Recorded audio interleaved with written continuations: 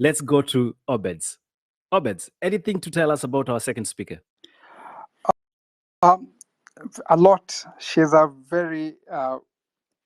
a lot in terms of she hosts a show, a podcast, and very importantly, she has authored the book that we're talking about here. And I wouldn't want to water down what she has been able to achieve. I'd give her the privilege, and with the permission of the group, to introduce herself, because it will do her a lot of service in terms of telling us what she's been able to do and achieved. I think it's the fairest way for me to allow her to give herself that introduction to the Kenyan people. But I know she comes from Barbados, and there's a lot of commonality between the people of Barbados, Ghana, and Kenya. And it is important that we listen, because she was inspired by the Gen Zs of Kenya to write this book that is called When We Lose Our Fear, They Lose Their Power. When she starts to speak, I'll allow her 2 minutes, Eli, to do an introduction, which I think will be fair, because you've done an introduction about Odimungu. I think that's what I'd say from my end. Definitely, but I will not just leave you go that scot-free, Obeds. Let's jiggle your mind. Do you have an idea on the population of Barbados? How many do you think they are in terms of population? I know planes that go there, but I'm not so sure I know the population. Okay, let's find out another one. Unlike Kenya, which has multi-party and representation in parliament, how many seats do you think the people of Barbados have in terms of a single party? Eli, A majority party, how many I'm seats? not used to being asked questions, so I'm failing so badly. That is why we're here, to have a good conversation. And ladies and gentlemen, Marcia is not just a podcast host. She's not just an author. She's everything and anything between advocacy and championing. And she is a Pan-Africanist in her own rights.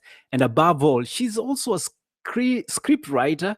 You remember when we were discussing about plays and everything? I think this will fit her, and she'll also tell us what she thought about the arrest of a very well-known playwright in Kenya. And if Ngugi wa Thiong'o is anybody she will recommend for us to go through his works. That said, ladies and gentlemen, welcome to the talk. And my honors and privilege to first allow our sister Marcia to introduce herself and tell us a little bit about herself before we can dive into the conversation of the night. Marcia, please, welcome. Yes, well, as you've heard, I'm Marcia Weekes. I was born in Jamaica and I actually live in Barbados.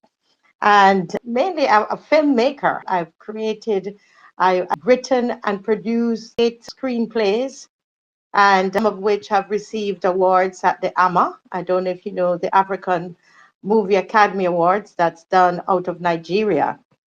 We've had 2 movies that received Best Docudrama from those awards. I believe I'm a Pan-Africanist by heart, even in my movies. You know, I write stories about the diaspora connecting with Africa. I'm the host of a podcast called The Marcia Week Show. That podcast, we celebrated 5 years, June 19th. On Juneteenth, they say in America. And podcasts, we educate, we mobilize, we agitate, we motivate. That's what we do on the podcast. We deal with issues in the Caribbean, in the diaspora, and even in Africa, which is how I got in touch with Odimwengu, because we were looking at what's happening in Kenya. I wouldn't go too much into that at this point, but I'm a mother. You were asking Wengu if he was young. Well, I will say I'm young, but I'm a mother of 3 boys. And I'm among a lot of young people. And you'll soon hear my story and how I was inspired by the Gen Zs as a mom. You know, I'm really, really happy, very, very happy to be here. And I heard somebody was talking about the book, reading the book, and all the very important ideas that they were sharing from the book. And that makes me feel really, really great because it's inspiring people. So you asked the question, what's the population of Barbados? You're going to give a prize for that? Should I try to win the prize? I'm kidding. But it's we're only 200, over That would be 280. cheating. That would be cheating. Listen, we're only 280,000, over 280,000 people, very small. And there are 30 seats in government, and twice the Motley government, they won all 30 seats. And we will get into that a little later as to why. And you will realize the similarities between Motley and Ruto. We will go into that a little bit, but that's as much as I would say about myself right now.